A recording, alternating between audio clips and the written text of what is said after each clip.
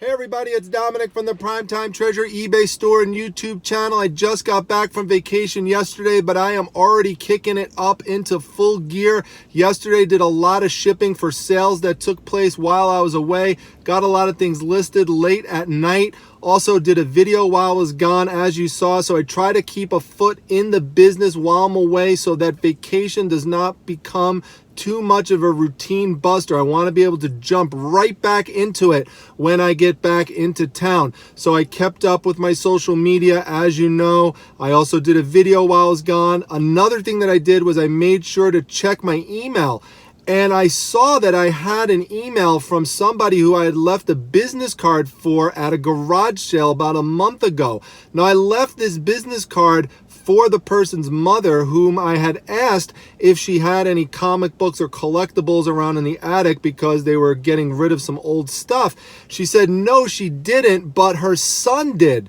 And so she gave my business card to her son, and her son contacted me and said he has a whole bunch of comic books, Amazing Spider-Man, which I always love. Spider-Man always sells really well, but also some nice vintage 80s toys, such as Masters of the Universe figures. Apparently there's around 22, 23 of them. So there's some of the fortresses like Castle Grayskull and Snake Mountain.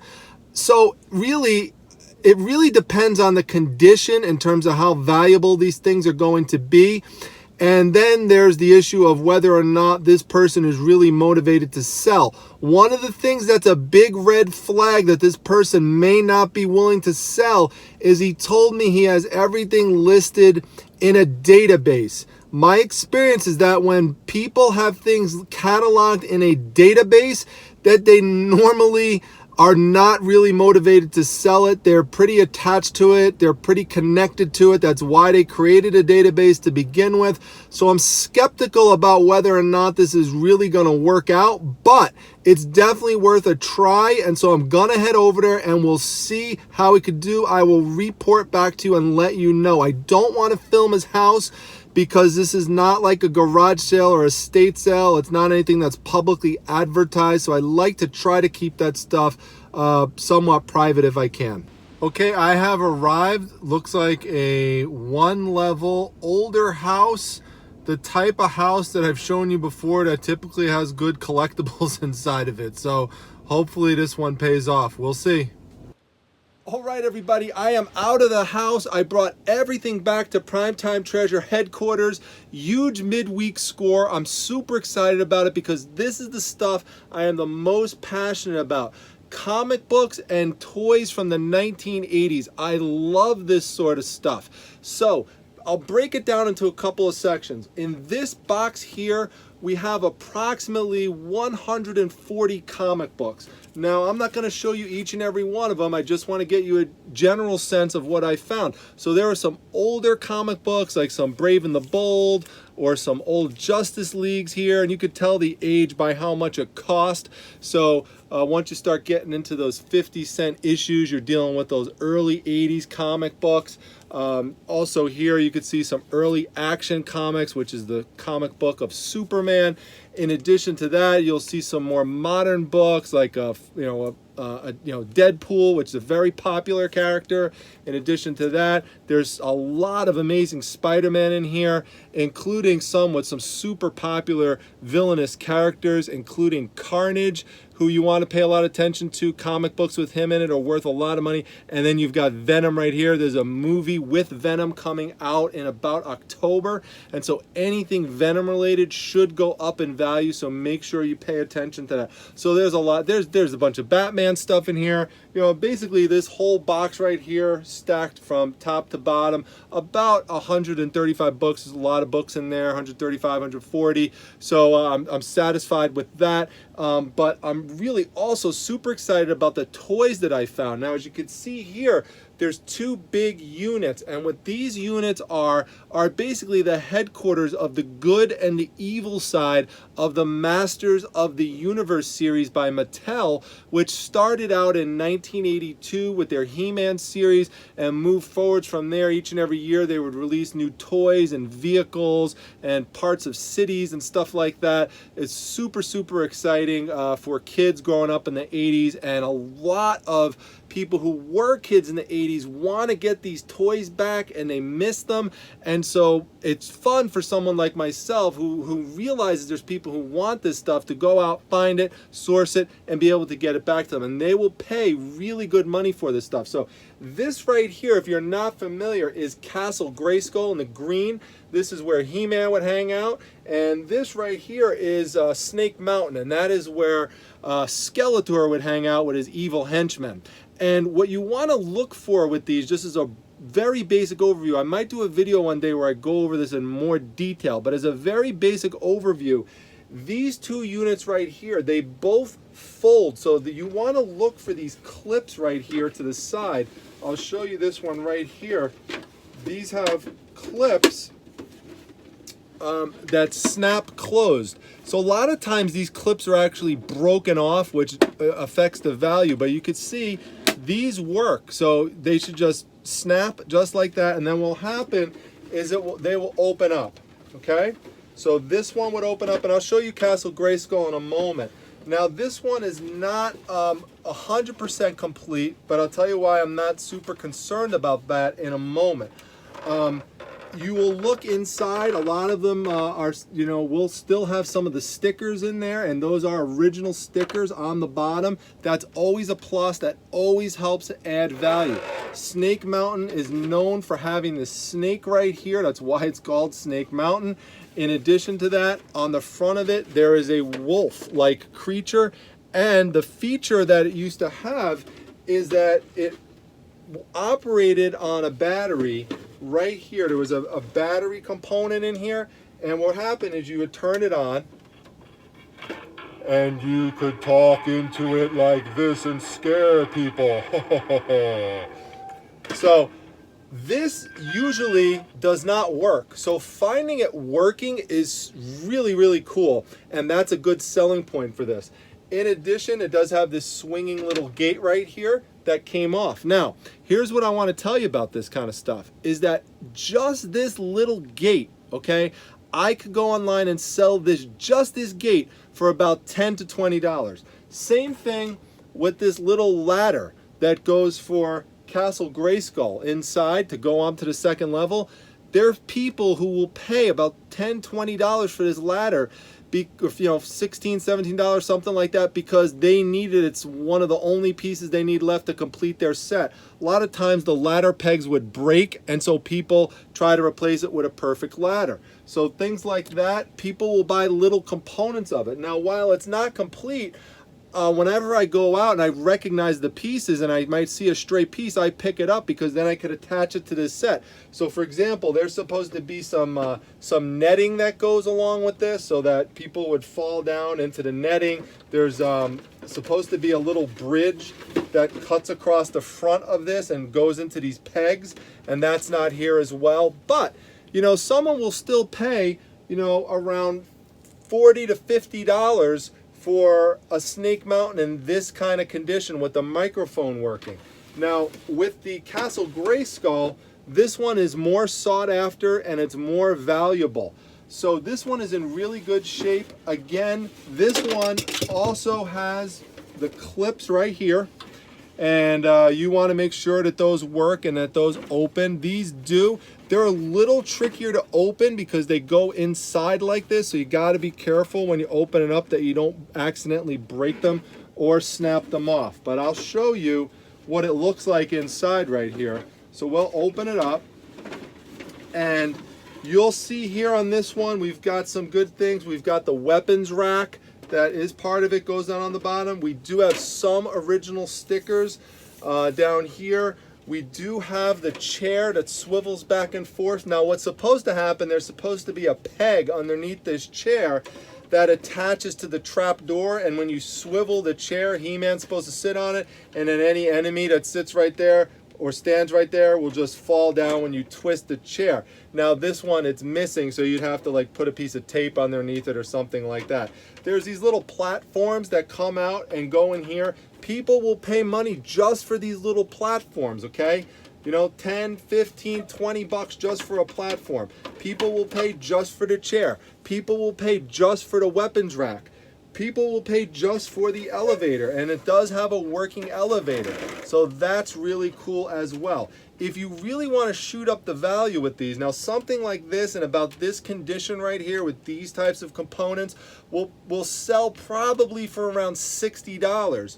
However, I do have other Castle Grayskulls around that I've picked up from other sales, and what I could do in addition to other little components here there is I could add a component here, add a component there, and the more components you add, the more value you add to the set.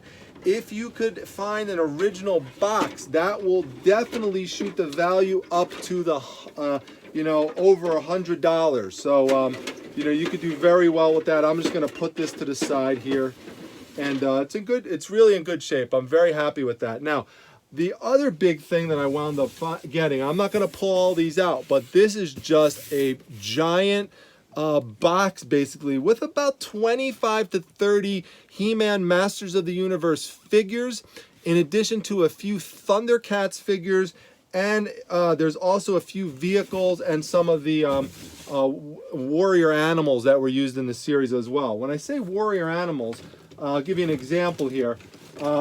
This is Battle Cat.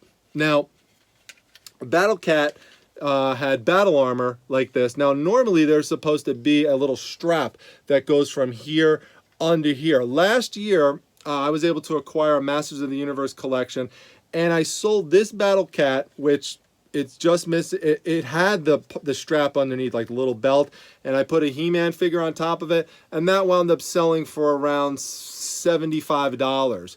So, you know, this will probably be more along the lines of a $25 piece with it like this. However, here's the interesting thing.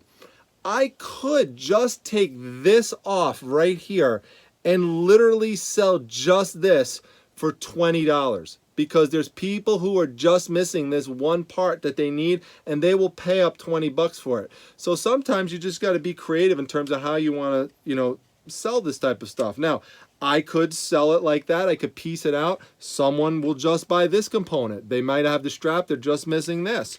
People will just buy this naked like this, okay? Or you could take it and you could combine it with an action figure. I have He-Man in here somewhere. Let's see if I can find him. Here he is. This is a different version of He-Man, which has this little contraption on the back, and I could sell it like this. Now, He-Man's supposed to go on Battle Cat, so that's a natural kind of melding together of the figures, and that will help increase some of the value, so people will get kind of two things at once. Always think of ways to increase value for your buyers. Now, in addition to that, we also have Skeletor's horse right here, and this will sell very well as well. In addition to, you could pair him up with Skeletor right there, and there's different versions. So this version here is a more as a later piece that came out, because it has this little armor here, and what would happen is you turn the armor like this and you twist it up, and it's supposed to lock in place, and see, like that, it locks in place. And then what would happen is, you know, someone like He-Man would come along and punch him in a battle like this, and then now it looks like, you see that, how his armor changed like that. So those are the battle armor version. There is a battle armor version of He-Man as well. So those were fun for kids to play with as well. When you're trying to figure out if it's a He-Man doll, they don't all look identical, but a lot of them have a very similar body type, and I'll show you an example of that right here. I'll show you 4 different toys. Now, they're not all the same, but a lot of them, if you see these features, your chances are you're dealing with a He-Man figure. Not always, but chances are. So they basically, one of the things you want to look for are these really muscular arms, really muscular torsos, really muscular legs like that. You could see here, this is Webster right here, this is Stinkor right here, and this is Zodak right here. But you could see, although they're different colors and they have different features, they all still have some similar features as well, with the same general body development. Okay, now if you really want to check and figure out whether or not it is a He-Man toy, what you have to do is look underneath, either by the shoes or sometimes on the back, and you will see it says, like here, if we look at the Webster toy right here, you'll see that it says Mattel 1981. Okay, so I guess I should have said 1981 earlier, but early 1980s.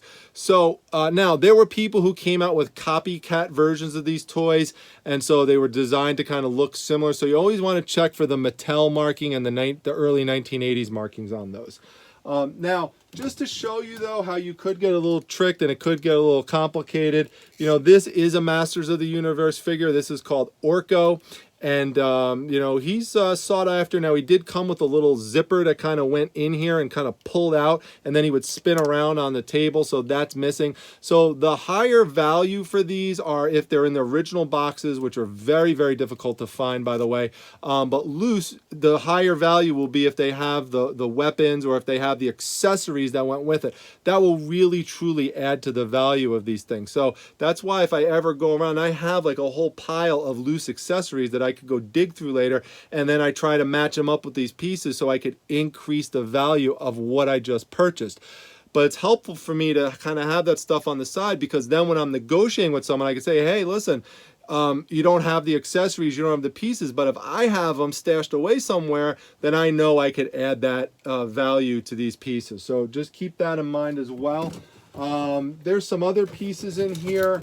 There's some, you know, there's some vehicles like this that the Mattel line came out with. So these are also popular if you could pick these up, and you'll just look for the Mattel markings on them.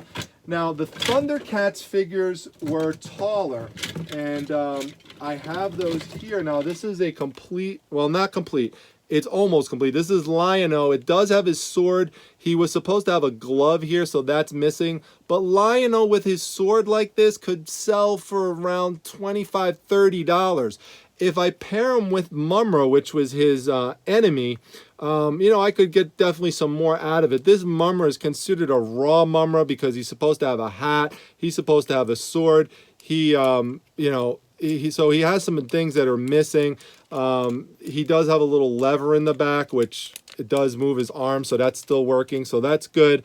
But just to show you the size difference, this was the size difference of the He-Man toy versus the Thundercats toy. So Thundercats, you know, tried to make it bigger than the Mattel figures right there. So just so you're aware of that.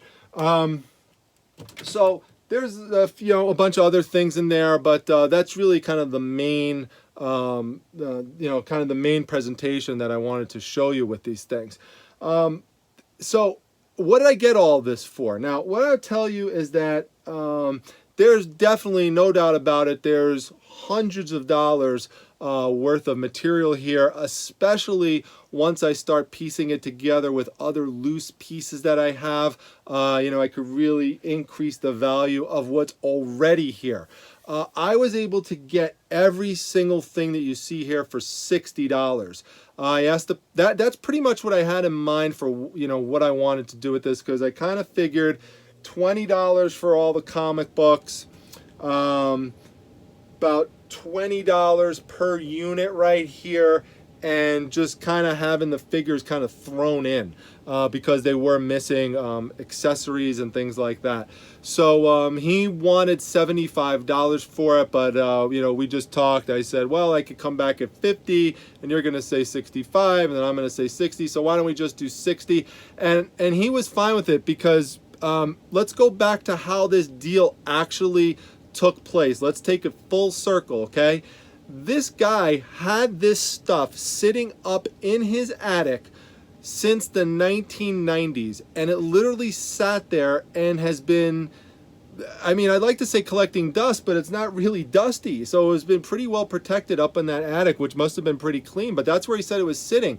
He kind of forgot about it until I came to his sister and mother's garage sale and started asking, do you have any comic books anywhere? Do you know anyone who has comic books or any kind of, you know, old toys from the 1980s, things like that? And they said, well, we don't, but our, you know, my son does, or my brother does. And, you know, they're up in the attic. And so we'll, you know, if you have any contact information, you know, let us know. Now, in the past, what I would do is I would write my name down on a piece of paper and I would give it to the person. Now, doing that, I'm telling you, it's almost impossible to get a call back because people lose that piece of paper. It also doesn't look very professional, and it really doesn't give you a lot of credibility when you're trying to do business with someone. So go to a place like Vistaprint, for example, and just get some business cards. Get them that they look professional. Get your name on it, get your phone number on it, get your email on it, and hand those out. Now, you may hand out 20 of them and not get a call back, but the more lines you keep dropping in the sea, the greater the chances that you're going to get a bite. And this is a perfect example of it. And I want to make sure I get this point across loud and clearly, because I hear a lot of people say, well, the garage sales by me aren't good, or the estate sales by me aren't good, or there's no rummage sales by me, or my Facebook marketplace stinks. Or maybe like me, your thrift stores stink. And I hear that a lot of places. The prices are too high. So what you have to do is you have to find ways to create opportunities for yourself. This is a perfect example. This is how you beat out your competition, but it's not easy. It requires work. It requires hustle. You got to get out there. You got to hit out all these sales. You got to give people your card. You got to check your email. You have to be responsive to the email. You got to set up a time to meet and get together. Then you actually have to get there, and you have to do the deal, and you have to negotiate. But those kind of things could give me a competitive advantage, because if I'm willing to put in that work, this is the reward that I'll wind up getting. And I just do lots and lots of deals like that.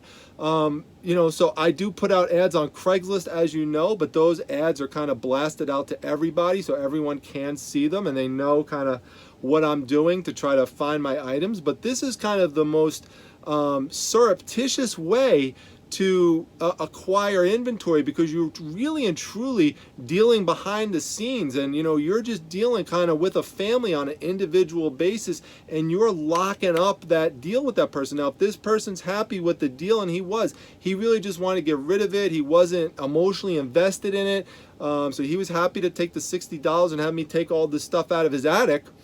If he has another friend, or if he has another family member that they find out have this stuff, they'll give me a call. Make sure you mention that. Hey, give me a call if you come up with anything new. Any other any other people that have collectibles or whatever it is that you like. I'm mentioning toys and comics and stuff, but for you, it could be stuffed animals, it could be dolls, it could be automotive stuff, it could be tools, it could be books, it doesn't matter, clothes, whatever it is that you're into and you love selling. Start asking around if other places, other people that you go to, if they have that stuff or know of other people who do, who want to get rid of it. And trust me, you will get hits. Now, last thing I want to talk to you about is this Masters of the Universe stuff, okay? A lot of people miss out on this stuff. They don't know what they're looking at. They don't know what they're looking for. And I showed this in my Instagram. If you're not following me on Instagram, go to @PrimetimeTreasure, no S, and you'll see I put this up the other day. I literally just purchased this, and it is an awesome guide. This is the He-Man Masters of the Universe Character Guide and World Compendium. And if you want to get yourself familiar with a lot of these action figures and what they look like and what their names are, so when you come across them, you can find, check this thing out. This thing is just amazing. Like, here's a perfect example of what it looks like on the inside. It's alphabetical, goes through all the creatures, all the worlds, all the different figures. It's just absolutely mind-boggling. This thing is, this is like it's literally 700 pages, this book. And it's only $37 if you get it on Amazon. So I am definitely going to put the link to this down below. If you want to purchase it, go ahead. It is an affiliate link, so it does help me out a little bit if you wind up purchasing this book. But I promise you, it is way worth it. When I purchased it, I didn't even have this idea in mind of telling you this, because I didn't even know that I was going to necessarily make this deal. So I just thought about, just mentioning this to you. If you're not that familiar with these Masters of the Universe figures and want to get to know them better, this is definitely a really, really easy way to go about doing it, and it's not that expensive. It's a good investment. So that's it. I obviously again have a lot of stuff to process, but this is a midweek deal. So by the way, this is Wednesday, right? So this is how you make deals even midweek when no one else is making deals. There's no garage sales going on today. There's no estate sales. There's no rummage sales. There's no flea markets. Nothing like that is happening, yet I'm still out there sourcing. So you gotta hustle. You gotta, just grind it out, and you could do it. So I put this video together to motivate you, and hopefully it helps. If it does, please let me know that down below in the comments section. If you have a question about any of my methods, I do not mind sharing this stuff with you. I love interacting with all of you, so please reach out. I'm happy to help. Also, if you feel I am helpful and you like these videos, please like the video. Also, make sure you subscribe. We're at almost 850 subscribers, trying to get to 1,000 by the end of the year. Help me get there. Please just hit that subscribe button, and we'll get there pretty soon. So thanks very much. Also, last thing, make sure you come to my Facebook group, the Facebook Reselling Resource Center. The link to that is down below. There's over 2,100 people in that group right now. It's just growing like crazy. Be on the lookout. Items are there every day that I post, and just lots of support and questions and no trolling. It's a great group. Lots of positivity in there. Come on by. Love to see you in the group. All you got to do is hit that join request down below, and hope to see you there, and I'll see you at the next video. Thanks, everyone.